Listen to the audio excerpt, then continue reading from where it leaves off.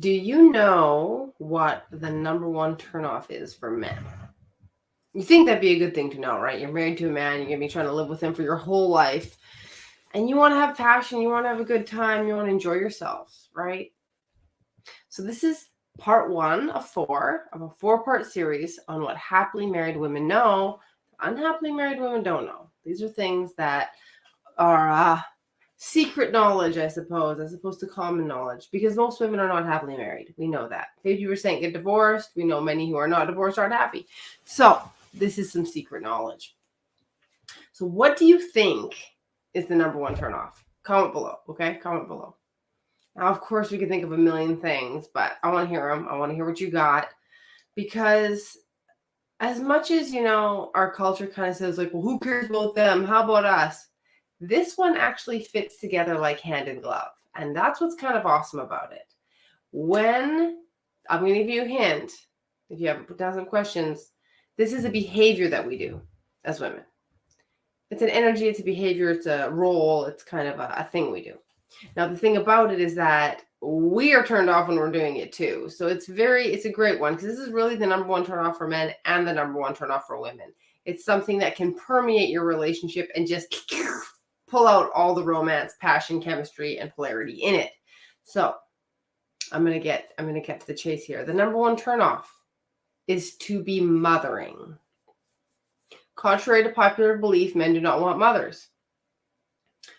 Well, they might like stuff done for them, right? They might like their socks picked up. They might like food cooked for them.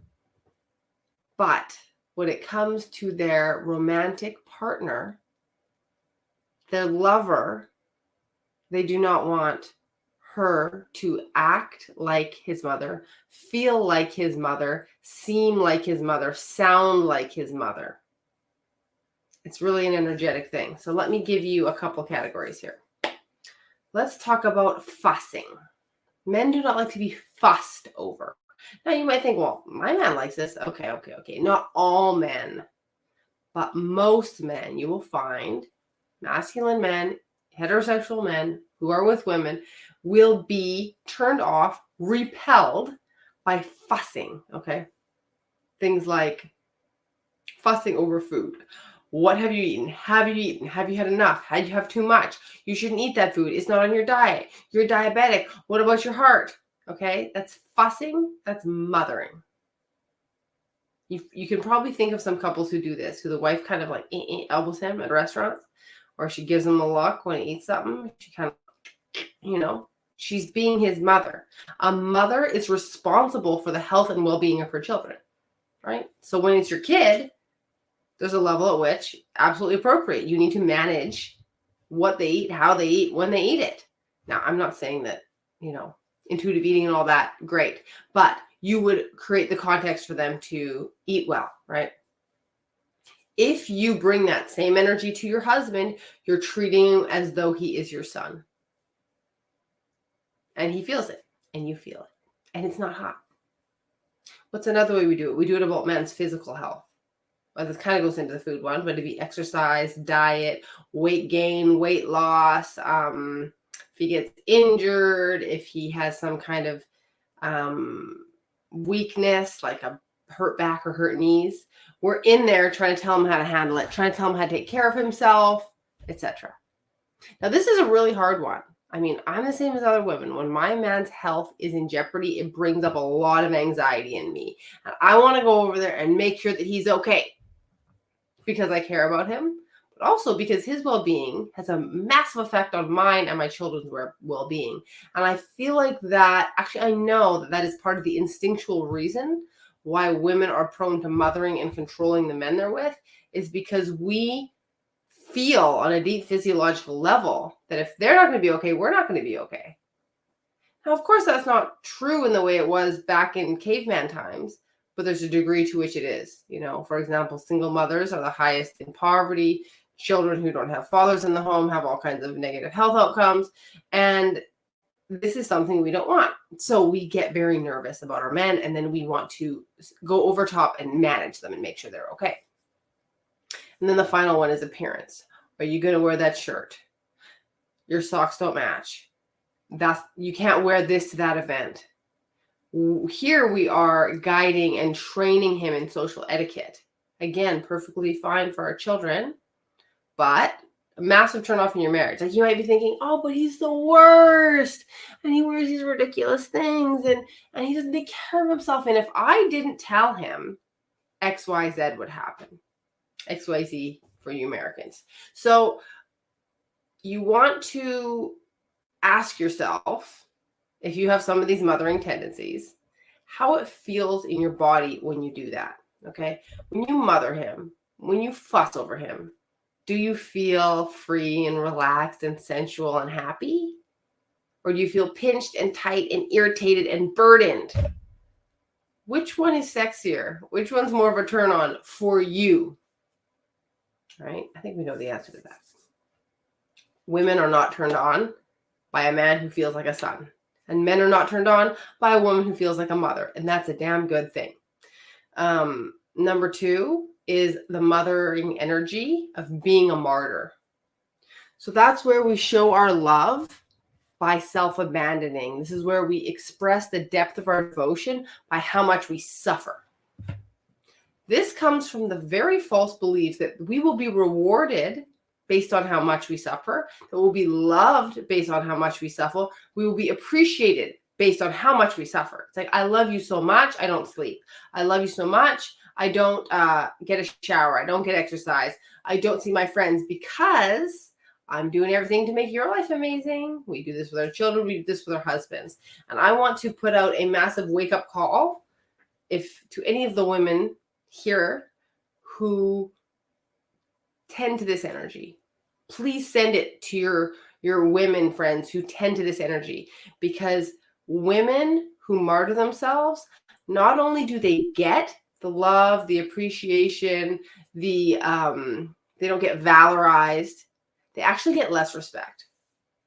They get less respect. They get less validation, less appreciation when they take on that martyr energy.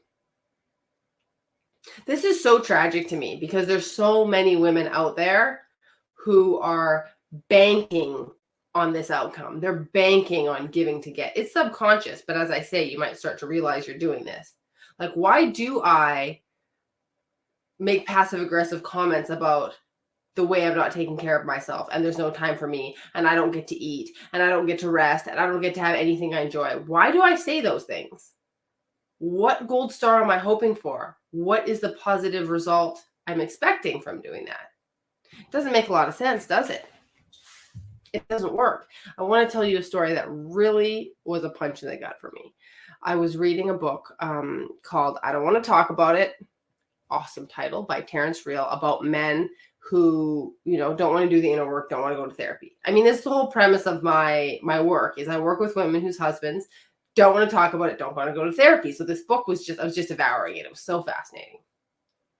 And the author, who's, a therapist, incredibly talented at working with men and women, he talked about his mother and father and his relationship to them and what happened in their death. And it turned out his mother was the rock of the family. She provided the consistent income. She provided the consistent emotional energy. She was always available. She did all the things. She was the good woman and the good mom. Okay. His dad was volatile. He had dreams and passions. He had jobs. He quit jobs. He was physically abusive. He was a tyrant. Okay. He absolutely just damaged those kids. When their father died, it was this big cathartic moment. They had done a little bit of work, talked with him before he died, but when he died, they both had this massive kind of realizations and transformation associated with his passing. When their mother died, they didn't feel much. It was just like, it just happened. And this book was so candid because he's expressing how he really felt as a man who, loved his mother, but there was no energy, there was no connection. He didn't really care. She didn't really make an impact on him emotionally. And I'll tell you why. Because when you are a martyr, your soul dies, your spirit dies in the service of caretaking for others. So there is no you for them to connect and bond with. You have let your spirit go out. And people don't love you or appreciate you more. You become a ghost. You become a shell of a woman. I'm so passionate about this because it's just tragic to me that the women who do the most get the least credit. The women who do the most get the least validation and love and just honor, right? As women, we should be honored for the incredible things and energy and presence we provide. But if we just provide things and we don't provide energy and presence, nobody cares. They care in negative amounts. So do not be the great mother to everyone. Do not be the martyr mother to your family and to your husband, because it will get you less than nothing. Men will divorce that woman when she's 55 and say, I'm just not in love anymore. I just don't feel it. And I've talked to women like this personally, and it just breaks my heart because these women will say, I did everything right. Not only did I do all the acts of service and the caretaking and the kids and the work outside the home and the not sleep, but I was available sexually. I still loved him. I thought that's what men wanted, right? All the things, I gave him all the things. And he's going, I'm not feeling it. I guess I'm done. And she's just like, mind blown, right? Destruction. That is the very unwelcome message that the mothering was not appreciated. The mothering was not the one thing that was needed. The one thing that is needed is your light. It's you. It's your essence. It's your presence. It's your joy. It's your passion. And if you mortgage that for all the other trappings of good womanhood, you're gonna gamble and lose. You're gonna lose everything to that. Tracy Chapman has a song called All That You Have Is Your Soul. And I love that song because women will give up their souls for a man, for the kids, for whatever. But you don't get anything back because all you have is your soul. That is all you have to offer of worth for yourself and for others. Getting on the pulpit over here. Standing on my soapbox. So mothering is such a turnoff because it extinguishes your light. It extinguishes the energy that is the juice and the passion and the life force in your marriage. So do not be the martyr. Do not be the fussing mother. Do not be the overgiver. Do not try to provide everything and be everything to everyone, because that is not the thing that is needed. And it is actually counterproductive. It is a turnoff to your man and a turnoff to you. So let me tell you a couple of reasons why it doesn't work. Number one, when you mother your man, it conveys a lack of trust and admiration in him. It is saying, you cannot figure this stuff out on your own, little man, so I'm going to follow behind and pick up all the pieces for you, right?